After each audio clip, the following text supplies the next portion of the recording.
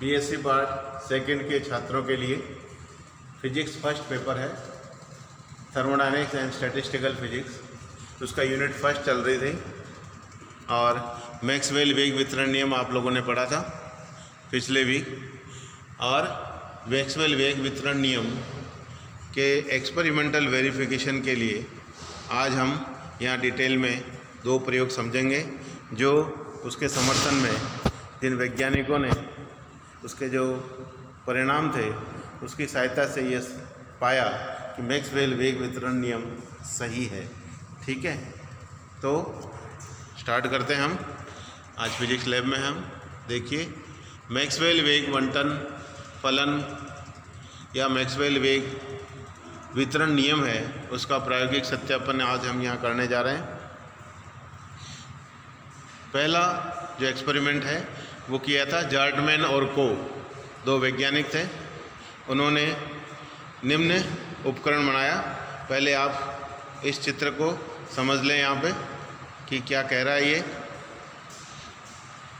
इस चित्र में देखिए, ओ ये नीचे भट्टी दिख रही है, ओवन है ना, जिसमें हमारे पास जो भी पदार्थ है उसके अणु यहाँ पे उच्च ताप में होंगे, है ना। ज़्यादातर इसमें जो गैस भरी है वो सिल्वर काम में लेते हैं, हाई टेम्परेचर होता है, तो इसलिए भट्टी इसको बोलते हैं, जिसमें चांदी या सिल्वर गैस रूप में है।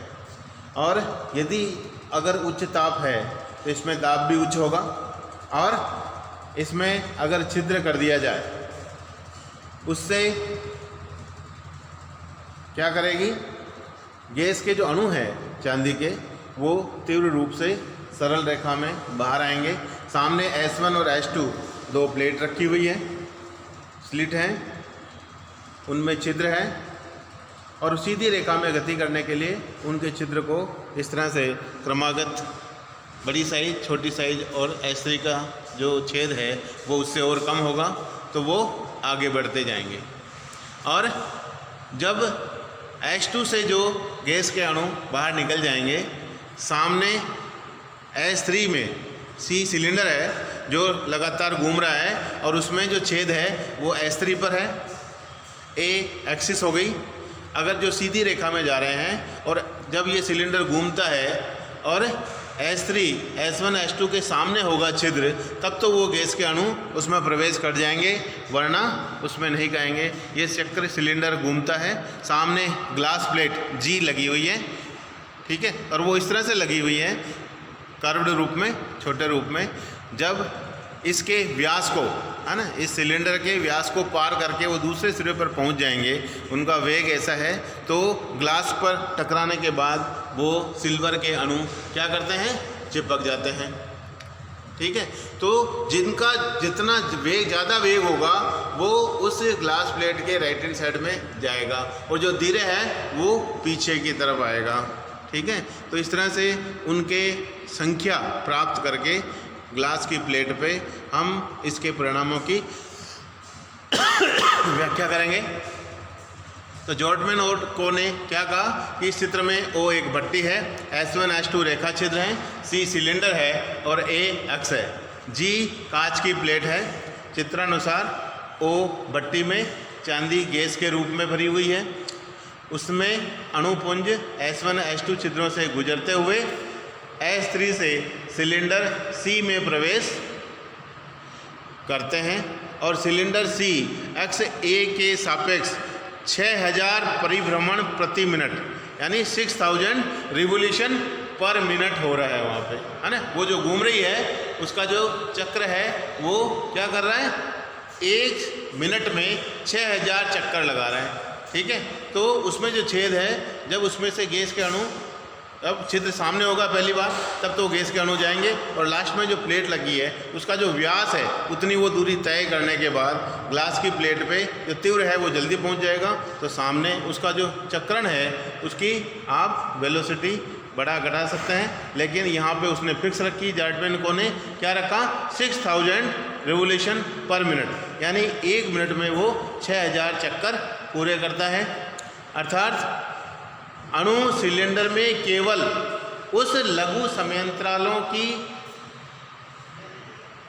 अवधि में प्रवेश कर सकते हैं तथा जब छिद्र H2 प्लेट के सामने हो तभी वो उसमें से गुजरेंगे तथा कांच की प्लेट G से टकराने पर घूर्णी अवस्था से बाईं ओर वो टकराते हैं। तो जो अधिक धीरे चलते हैं वह अधिक दूर बाईं ओर होता है, वो उतना ही बाईं ओर चला जाएगा। तो उन अणुओं की संख्या को स्पेक्ट्रोमीटर से वहाँ हम ज्ञात कर सकते हैं और जितने ज़्यादा उन अणुओं की संख्या का स्पेक्ट्रम का हम यहाँ पे ग्राफ खींचें तो ये वेग स्पेक्ट्रम कहलाता है। और वो जो चित्र है यहाँ पे आप देखेंगे ये रहा, वो तीव्रता का सूत्र जो आपने देखा होगा, यहाँ अणु वेग स्पेक्ट्रम कहलाएगा और वो उसके प्रायोगिक सत्यापन करता है। ये तो हुआ पहला एक्सपेरिमेंट। इसी तरह से दूसरा एक्सपेरिमेंट किसने किया? ईस्टरमान और सिम्पसन ने। ईस्टरमान और सिम्पसन ने क्या कहा? और तीसरा वैज्ञानिक और है स्टर्न, है ना, उसने इस चित्र के द्वारा इसको समझाने की कोशिश करी है, जिसमें यहाँ भी एक चैम्बर है, ठीक है, और इसमें ये जो छिद्र है ये भी ओवन है, भट्टी है, इसमें हाई टेम्परेचर पे है। इसके अंदर भी जो भी हमारे पास पदार्थ है इसमें वो सीजियम लिया था इन्होंने। ईस्टरमान, सिम्पसन और स्टर्न तीनों वैज्ञानिकों ने मिलकर किया। इसने भट्टी के अंदर सीजियम हाई टेम्परेचर से उनका आणविक पुंज प्राप्त होता है, वो छिद्र से निकलता है और सामने स्लिट लगा दी उन्होंने एस, जिससे वो निकलता है, ठीक है। जो सीधी रेखा में होंगे वो डी पर जाके टकराएंगे, जो हल्के होंगे, जो और ज़्यादा भारी होंगे वो डी डैश पे, और ज़्यादा अधिक भारी होंगे वो डी डबल डैश से। तो डी सामने का बिंदु है, वहाँ से नीचे की तरफ डी डैश और डी डबल डैश हम देख रहे हैं चित्र के अंदर, जितना वो नीचे जाएगा हाइट का मान बढ़ता जाएगा। तो इन वैज्ञानिकों ने क्या किया? ऐसे गुजर कर तार डी पर जो टकराते हैं अधिक वेग से है तो डी के पास जाएगा, और कम वेग है तो वो नीचे की तरफ जाएगा, यानी हाइट और चली जाएगी नीचे, डी डबल डैश पर जाकर वो टकराएगा। अर्थात दूरी h और तीव्रता I के बीच यदि ग्राफ खींचें तो वो बिल्कुल मैक्सवेल वेग वितरण नियम का जो ग्राफ था उसके अनुसार ही उसका रिजल्ट आता है। एक्स एक्सिस पे इन्होंने देखिए हाइट ले ली और तीव्रता ले ली वाई एक्सिस पे, और इसका ग्राफ प्राप्त करने की कोशिश करी। तो ये उसी तरह से आ रहा है जिस तरह के हमारे पास मैक्सवेल वेग वितरण नियम में हमने एक्स एक्सिस पे क्या लिया था? चाल ली थी, और जैसे जैसे चाल का मान बढ़ता है वहाँ पे वाई एक्सिस पे सी और एक निश्चित परास C प्लस DC के मध्य पाए जाने वालों अणुओं की जो संख्या थी वो धीरे धीरे बढ़ती थी, और एक निश्चित चाल जिसको हम अधिकतम प्रसंभाव्य चाल कहते हैं वहाँ पर उसका मान अधिकतम होता था, उसके बाद उसका मान वापस चरघातांकी रूप से घटता था। वो यहाँ भी हम देख रहे हैं। तो ये तीव्रता और h में ग्राफ खींचकर उसने उस नियम की जो है वेरिफिकेशन किया, वितरण नियम की, कह रहा है कि ये भी यहाँ पे पालना करता है या सत्यापन करता है।